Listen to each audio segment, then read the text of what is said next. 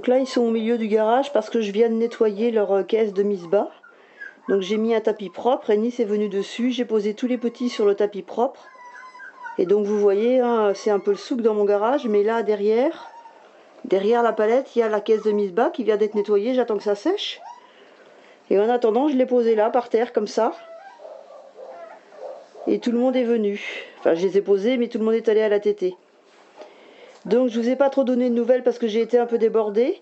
Avec la vidéo, j'y arrivais pas, mais j'ai compris pourquoi.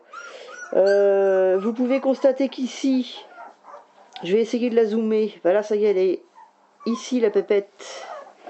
Il y en a une qui est toute petite. C'est la dernière. Elle est là.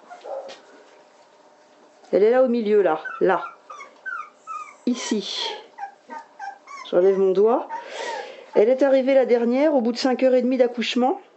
Les autres avaient beaucoup tété, avaient déjà grossi. Et la petite Minette, elle avait vraiment du mal à... Elle n'avait pas de force.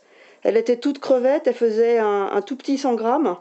Et pendant quelques jours, j'ai vraiment cru qu'elle n'allait pas vivre. Et du coup, je m'en suis souciée, bien évidemment. En fait, elle était tellement faible qu'elle n'avait pas le réflexe d'aller à la tétine. Et comme elle n'y allait pas, et ben Ennis s'en occupait pas. Donc je suis allée chez le vétérinaire vite fait pour expliquer ce qui se passait. Il m'a donné du lait maternisé, un biberon. Et je biberonne. Alors je biberonne. Donc elle est sauvée, hein, elle est viable, elle est vivace. Bon là, elle bouge pas parce qu'elle vient de boire son biberon. Du coup, elle en a plein le ventre. Mais vous voyez, elle a quand même, les autres la poussent, mais elle a quand même le réflexe de se faufiler.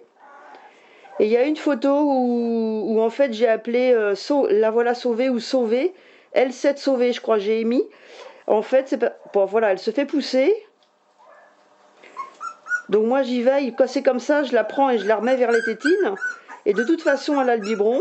Et la mère s'en occupe normalement. Mais là, je tiens l'appareil photo, donc je peux pas remédier au truc. Mais là, elle dort, elle a bu le biberon. Elle a avalé 60 grammes presque d'un coup. Voilà, elle se défend quand même. Et quand elle est en dessous, elle arrive à se faufiler par en dessous et elle se laisse pas faire. Elle va pas dans le conflit, mais elle est maline. Donc ce sont tous des gros boudins maintenant.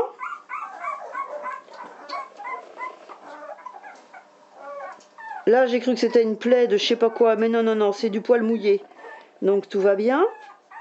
Ça, je surveille tout, hein. Je les pèse, ils sont à 1,4 kg et 1 kg, pas loin 7 pour les premiers nés. Et la Minette, là, elle est à 550 grammes. Quand vous pensez qu'il y a 10 jours, elle faisait 100 grammes. 100, je sais plus combien je vais regarder, mais un petit 100 grammes, quoi. Voilà, on a une crevette. Par contre, elle devrait être géniale au niveau du standard de race. Parce que dans le bouvier australien, plus ils sont courts sur pattes, plus ils sont trapus, larges et costauds, mais petits sur pattes et pas très longs de corps, mieux ils sont cotés. Donc elle devrait avoir toutes ses chances, tout compte fait. Donc je peux vous dire que quand je la prends pour lui donner le biberon, elle est très vivace. Elle pédale avec ses pattes, elle crie, elle griffe, elle ouvre la gueule, elle tourne la tête dans tous les sens. Elle a vraiment beaucoup de vie.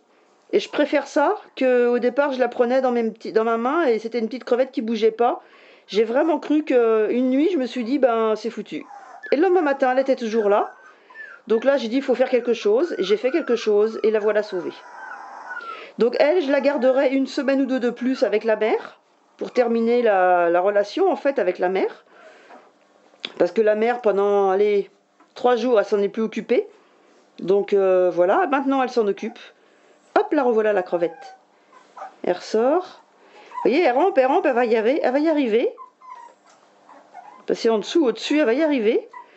Et en fait, quand ils auront fini de téter, il leur restera encore de lait dans les tétines et elle va y aller. Elle va y arriver. Mais je grimpe.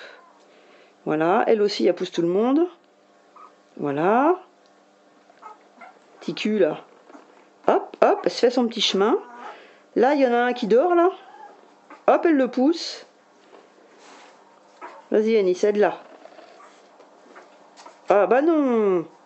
Donc, je vais couper. Et puis, je vais aller réinstaller tout le monde. Et je pense que la petite va pouvoir aller téter. À plus tard.